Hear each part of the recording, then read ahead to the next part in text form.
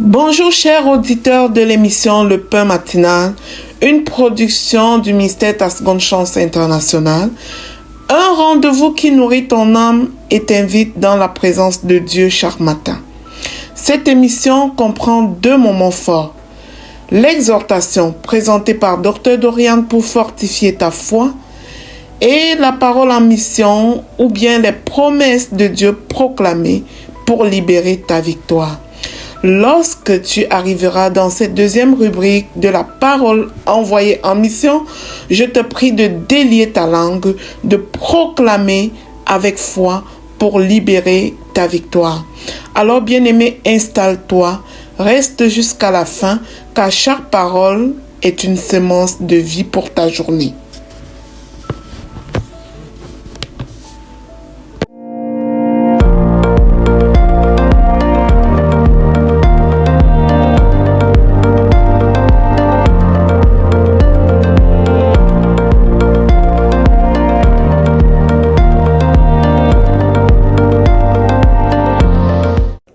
Bonjour chers serviteurs audacieux, bienvenue dans la rubrique exhortation de l'émission Le Pain Matinal. Je suis Dr Dorian. Alors nous allons continuer avec notre rubrique La foi face aux oppressions démoniaques. Donc, nous avons vu hier que dans le livre de Marc chapitre 1, à partir du verset 21 jusqu'au verset 26, Jésus entre dans la synagogue et quand il entre dans la synagogue, pour enseigner, il enseigne déjà avec autorité. Et là, il y a un homme qui a un esprit impur. Et lorsque l'esprit impur voit Jésus, il parle au travers de l'homme à Jésus. Qu'y a-t-il entre nous et toi? Tu viens pour nous perdre? Donc, pour une façon de dire que l'esprit impur, le démon reconnaît l'autorité en fait de Jésus. Il reconnaît l'autorité du nom de Jésus. Il reconnaît la puissance de Jésus. C'est pourquoi dès qu'il voit Jésus, il se sent en danger. Il se sent en danger. Maintenant, Jésus le menace avec autorité.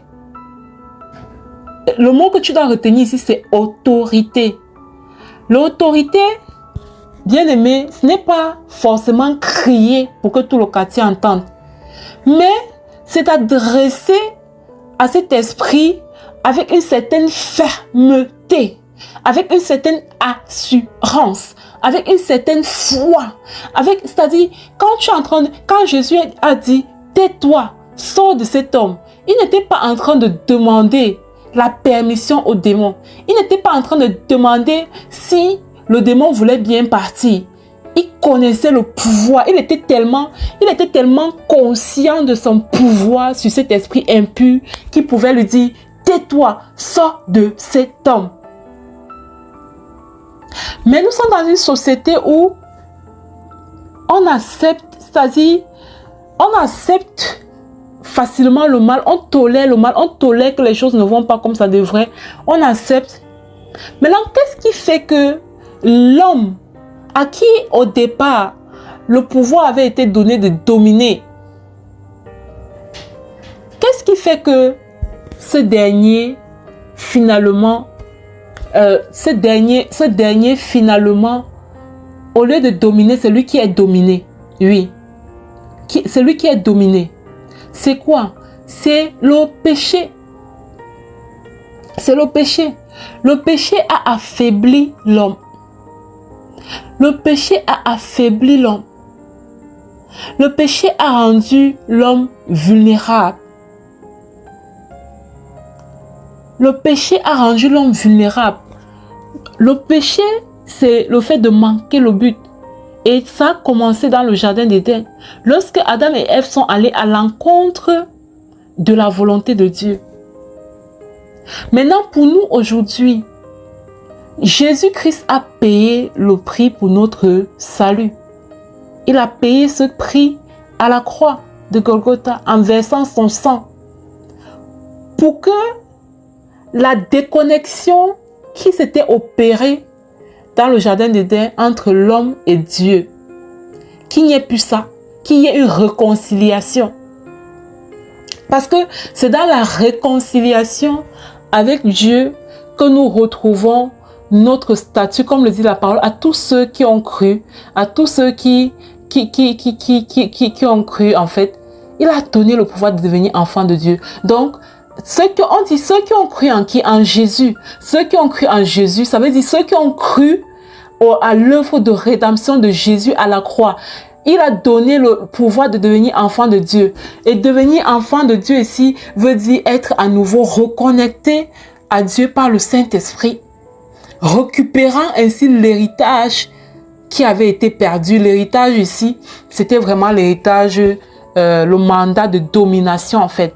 Le mandat de domination que Dieu avait donné à l'homme. Alors, maintenant, aujourd'hui, dans notre réalité d'aujourd'hui, qu'est-ce qui fait que malgré le fait que le prix a déjà été payé à la croix, l'homme va se retrouver encore dominé par ses esprits? C'est les portes ouvertes, le péché. Le péché fragilise l'homme. Le péché vole l'autorité de l'homme et l'expose aux oppressions. Donc, tu comprends que pour exercer ta foi, tu dois laisser le péché, tu dois accepter Jésus-Christ comme ton Seigneur et Sauveur. Tu dois reconnaître que ce qui s'est passé à la croix, c'était l'œuvre de ton salut. C'est-à-dire, c'est quelque chose que Jésus a fait pour te sauver. Tu dois croire en cela. Et quand tu crois en cette œuvre accomplie à la croix, tu nais de nouveau. Et quand tu nais de nouveau, tu deviens enfant de Dieu. Et cet enfant de Dieu-là est reconnecté à Dieu le Père par le Saint-Esprit. Et quand tu es reconnecté à Dieu le Père par le Saint-Esprit, tu récupères ainsi ton autorité. Donc parfois les démons vont t'opprimer pour deux raisons. Ils peuvent t'opprimer parce que tu es dans le péché. La deuxième raison, c'est qu'ils peuvent t'opprimer parce que peut-être tu es sous des liens générationnels et tout ça, et tu ignores la puissance de l'œuvre accomplie à la croix.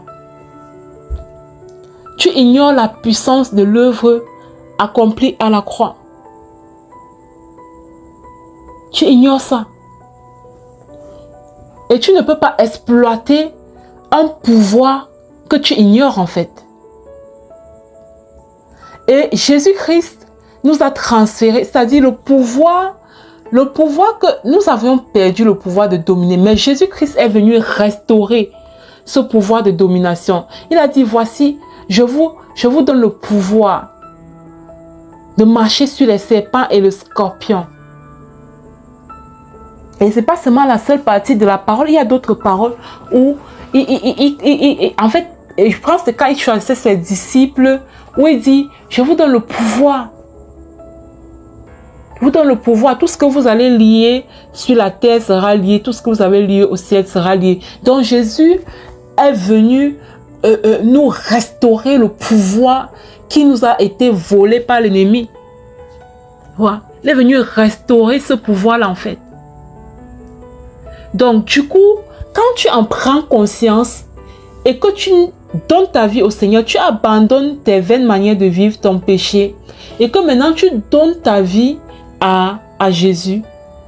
Tu ne fais pas que donner ta vie à Jésus et puis d'être là juste dans une foi passive. C'est-à-dire, tu donnes ta vie à Jésus, mais tu prends conscience que comme tu as donné ta vie à Jésus là, tu es redevenu enfant de Dieu, ou tu es devenu enfant de Dieu. Et cet enfant de Dieu là n'est pas n'importe qui. Il a récupéré le pouvoir de domination sur toute la création. Les démons font partie de la création et donc aussi sur les démons. Alors il peut ouvrir la bouche avec autorité et dire, tais-toi, sors de cet homme. Ou de parler, dit, maladie, tu déguerpis maintenant, esprit démoniaque, tu dégages maintenant. Il a la possibilité de parler, tu parles à la montagne. C'est au Seigneur Jésus qui dit, parle à cette montagne. Parle à cette montagne. Quelle est la montagne qui est dans ta vie? Que tu reconnais que ce n'est pas quelque chose de normal. Parle à cette montagne. Est-ce que tu continues de te lamenter, de pleurnicher, de te plaindre à 1000 personnes du matin au soir que oh, ma vie est maintenant comme ça, oh, tandis qu'il y a un esprit démoniaque qui est en train de faire de toi, de te tourner en bourrique, de faire de toi ce qu'il veut en fait. Mais tu n'es pas esclave. Tu n'es pas esclave. Le prix a déjà été payé à la croix. Le prix a déjà été payé à la croix. Alors, on va s'arrêter là et demain, on va terminer avec cette rubrique, la foi face aux oppressions démoniaques. Passez une excellente journée. Shalom, shalom.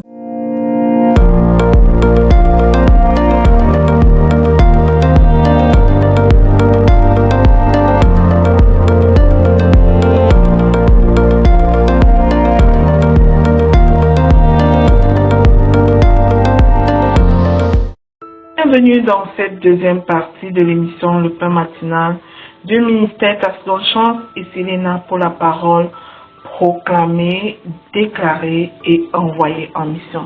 Bien-aimés, aujourd'hui nous arrivons à la 15e étape de notre processus, de notre protocole pour chasser l'esprit de manque, briser l'esprit de pauvreté de notre vie et entrer dans l'abondance divine avec notre famille.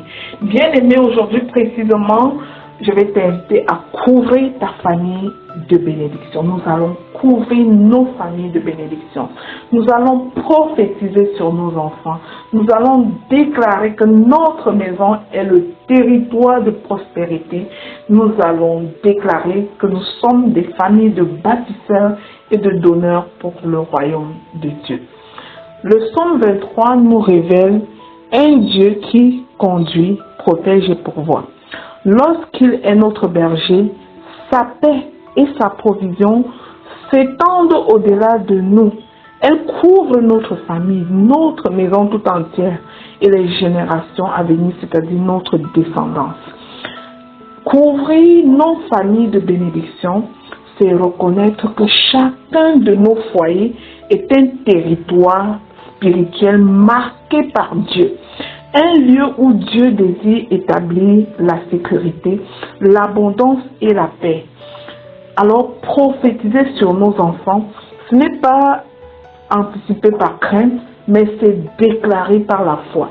C'est dire nous vivons par la foi et non par la vue, et parler sur la vie de nos enfants, appeler leur destinée, leur protection, leur santé, leur avenir sous la conduite du Très-Haut. Lorsque la maison est placée sous la seigneurie de notre Dieu, elle devient un lieu de repos, un lieu de croissance et de prospérité à tous égards, prospérité équilibrée dans tous les domaines de notre vie. Notre Dieu, mon bien-aimé, ne nous conduit pas vers le manque. Sa parole dit qu'il nous conduit vers des verts pâturages. Quand l'herbe est verte, ça veut dire que cette herbe-là vit. Ça veut dire que cette herbe-là va bien. Donc notre Dieu nous conduit vers de verts pâturages. Il restaure les âmes. Il affermit les cœurs et fait de nos familles des bâtisseurs et des donneurs pour le royaume. Il fait de nous des porteurs de bénédiction pour les autres. Tu sais, bien-aimé, il nous appelle à soutenir la veuve et l'orphelin. Et tu ne peux donner à la veuve et l'orphelin que ce que tu as. Voilà pourquoi nous sommes des personnes bénies. Nous devons être des bâtisseurs et des donneurs pour le royaume de Dieu. Alors aujourd'hui, bien-aimé, choisissons de placer toutes nos familles sous la conduite fidèle de ce papa très bon, du Dieu le bon berger. Bien-aimé, je vais t'inviter à ouvrir ta bouche. Blague à part, mon bien-aimé. Ne regarde pas seulement comme un auditeur oublieux, un auditeur passif. Ouvre ta bouche et répète après moi ces déclarations. Je proclame et je déclare. Déclare avec ferveur, bien-aimé, avec foi. Je proclame et je déclare que l'Éternel est mon berger. Je ne manquerai de rien. Il est le berger de ma famille. Je proclame et je déclare que Dieu conduit mon foyer vers de verts pâturages au nom puissant de Jésus-Christ. Je proclame et je déclare que Dieu règne dans ma maison au nom de Jésus. Je proclame que mes enfants marchent sous la protection divine dans le puissant nom du Seigneur Jésus-Christ. Je proclame et je déclare que leurs pas sont dirigés sur des sentiers de justice au nom de Jésus. Je proclame et j'annonce que l'âme de mes enfants est restaurée par le Seigneur au nom de Jésus. Je déclare que ma maison est un territoire marqué par Dieu. C'est un territoire de prospérité et de repos au nom puissant de Jésus-Christ. Je proclame et je déclare que dans ma maison, nous donnons la priorité à l'Éternel. Mon Dieu prend la première place. Nous n'avons aucun idole. Nous nettoyons notre maison de toute impureté par la grâce de Dieu et nous célébrons l'Éternel au nom de Jésus. Je proclame et je déclare que la peur et le manque n'ont pas d'autorité sur ma famille.